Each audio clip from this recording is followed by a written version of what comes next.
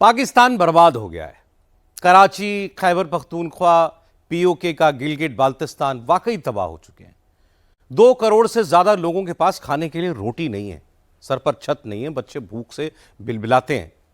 पाकिस्तान की आर्मी हर 2 मिनट पर बम बम की बात करती है, लेकिन उसके पास रोटी कम पड़ गई है।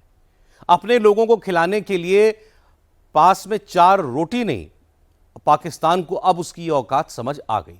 पाकिस्तान के शहर यूं ही तबाह हो रहे हैं। ऐसी सिचुएशन में आसिम मुनीर की आर्मी अपने कैंप में जाकर बैठ गई। पाकिस्तान में ऐसी क्या बात हो गई कि लोग इसे कयामत की रात कह रहे हैं? देखिए आप भी।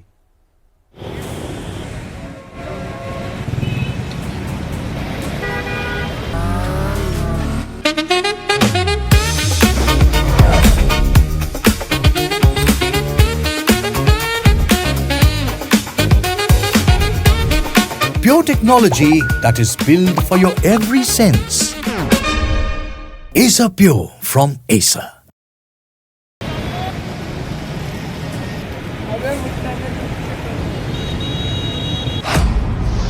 सैलाब अंदर तक घुस चुका है।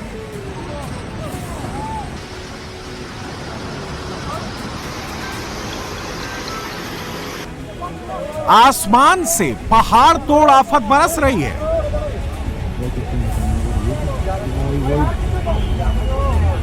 कार ऐसे बह रही है जैसे कोई खिलौना हो।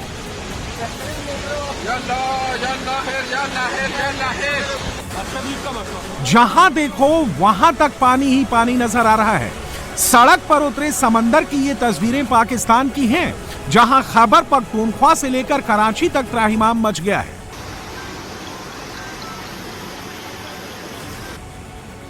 कराची तो ऐसे लग रहा है जैसे पूरे शहर ने जल समाधि ले ली हो।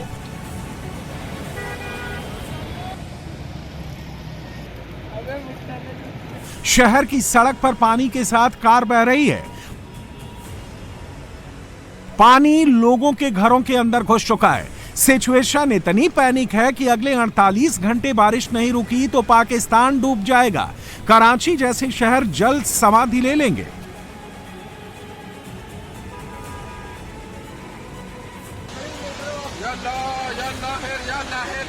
पाकिस्तान के कराची और खैबर पख्तूनख्वा में टेंशन बहुत ज्यादा है। कराची खुद डूब रहा है और खैबर पख्तूनख्वा को मुनीर डुबा रहा है।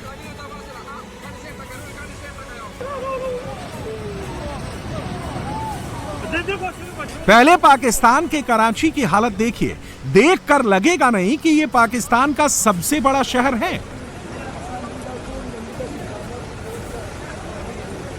कराची में मूसलाधार बारिश हुई। कुछ ही घंटों में पूरा का पूरा कराची शहर पानी पानी हो गया।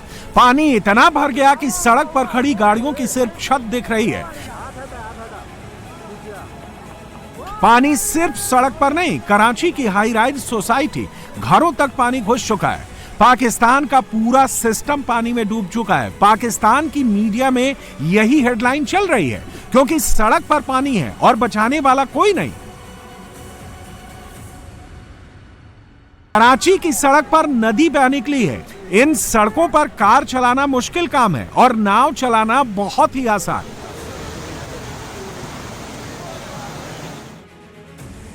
शहबाज के सिस्टम के पास संसाधन नहीं है कि वो शहर से पानी बाहर निकाल सके, डूबते लोगों को बाहर निकाल सके।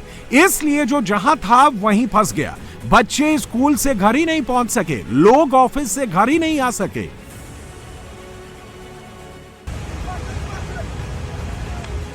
टीवी पर मुनादी कर दी गई कि कोई भी बाहर ना निकले तो सिर्फ अपने रिस्क पर, क्योंकि शहबाज की बनाई कौन सी सड़क कब बह जाए कहा नहीं जा सकता।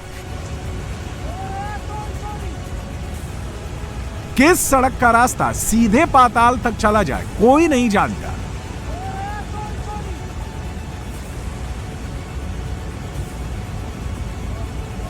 बारिश के चलते कराची की सड़कों पर लंबा लंबा जाम लगा है। किसी की गाड़ी पानी के बीच खराब हो गई है तो कोई धक्का देकर बाइक बाहर निकाल रहा है। हालत इतनी बुरी हो चुकी है कि एक बूंद बारिश भी गिरती है तो लोगों में दहशत फैल जाती है।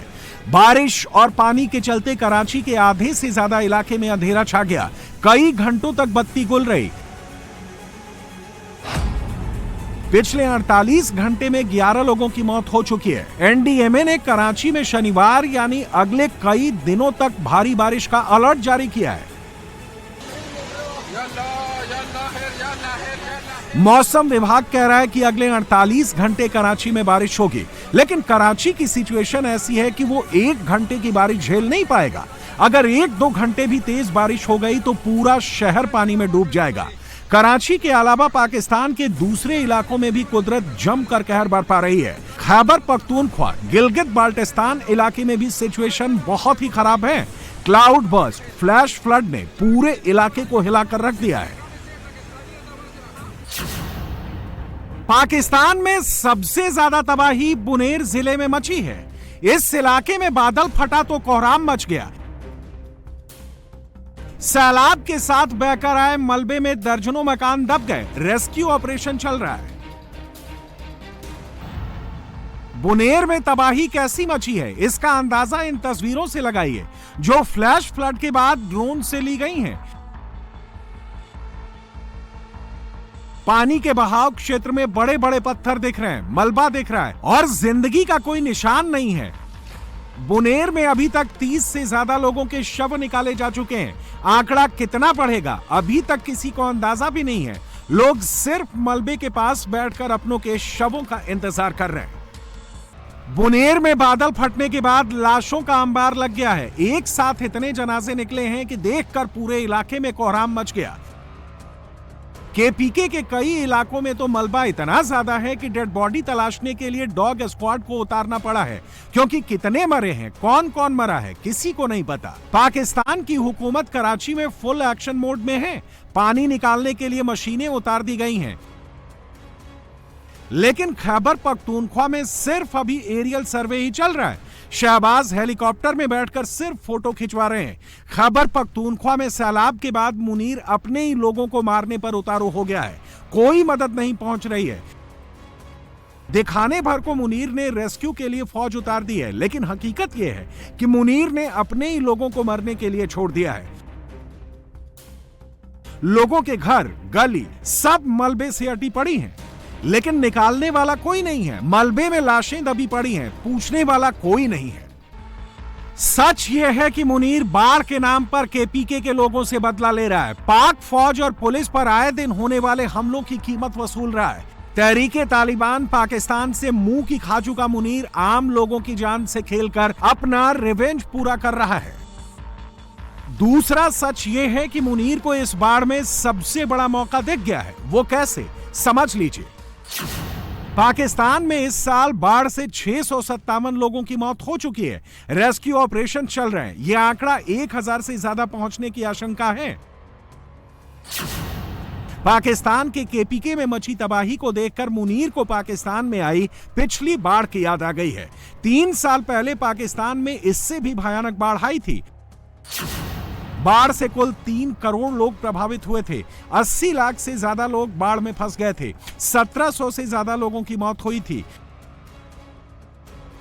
बाढ़ के बाद पाकिस्तान कटोरा लेकर पूरी दुनिया में घूम गया था। बाढ़ की तस्वीरें दिखाकर दुनिया से खूब डॉलर्स लूटे थे। गेहूं, आटा, चावल, दाल जो मिला सब बटोर लिया।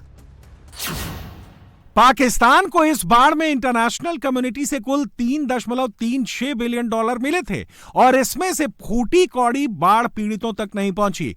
पूरा माल सेना और सरकार चट कर गई। मुनीर इस बाढ़ में भी वैसा ही कुछ प्लान बना रहा है। वो फिर से कटोरा लेकर निकलने वाला है।